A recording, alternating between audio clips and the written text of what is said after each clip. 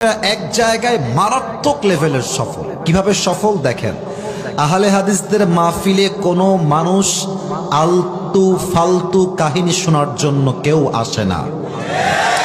আহলে হাদিসদের ভাইদের মাহফিল করতে চাইলে আপনাকে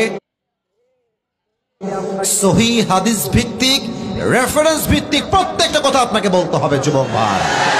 এটা আহলে হাদিস ভাইয়েরা অনেক অনেক বেশি সামনে এগিয়ে। আহলে হাদিস এক জায়গায় সফল, এদের শ্রোতারা এদের মাহফিলে যায় হাদিস কোরআন শুনতে, এদিক দিয়ে এরা সফল। যাই কোক, কিন্তু এরা এর বাইরে বলবে না সফল। আমরা এই জায়গায় ব্যর্থ। আলহামদুলিল্লাহ হাদিসের উলামা মাশায়েখ এদিক থেকে ভালো, তারা তাওহীদের ব্যাপারে, শিরকের বিরুদ্ধে, বেদাতের বিরুদ্ধে খুবই ভালো। একজন আহলে হাদিস আলেম যখন আলোচনা করেন, গঠনমূলক আলোচনা করেন, শিরকের বিরুদ্ধে বলেন, বেদাতের বিরুদ্ধে বলেন, বান্দা রকের কথা বলেন, হারাম হালালের কথা বলেন।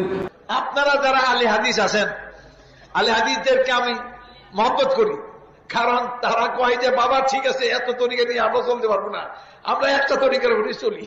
সেটা হলো আল্লাহ কি কইছেন আর নবীর কি বলছেন, এটা নিয়েই চলি। এইটার মধ্যে যে কোনো গোমরাহি নাই, এটা আমি বুঝি, এটার মধ্যে কোনো গোমরাহির কথাবার্তা নাই। এটা এক হক কথা, এককাল সঠিক কথা। এই সঠিক কথাটা আপনারা ভালো করে সুন্দর করে দলিল প্রমাণ দিয়ে মানুষকে বুঝান। আপনারা মানুষের কাছে দাওয়াত দেন, বুঝান যে এই রাস্তায় চলো, এমনি চলো, এমনি বলো, এমনি দলিল দিয়ে সুন্দর করে।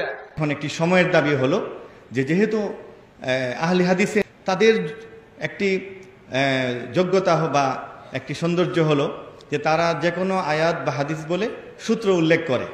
আমাদের কিতাবাদিতে আগে এটি হয়তো অতটা প্রয়োজন মনে করিনি, এখন মনে হয় যে আমাদের সকল ক্ষেত্রে ওই বক্তব্যে, কিতাব রচনায়, বই রচনায় হাদিসের নাম্বার, আয়াতের নাম্বারগুলো আমরা যদি দিতে পারি তাহলে আমাদের কাজে সুবিধা হবে।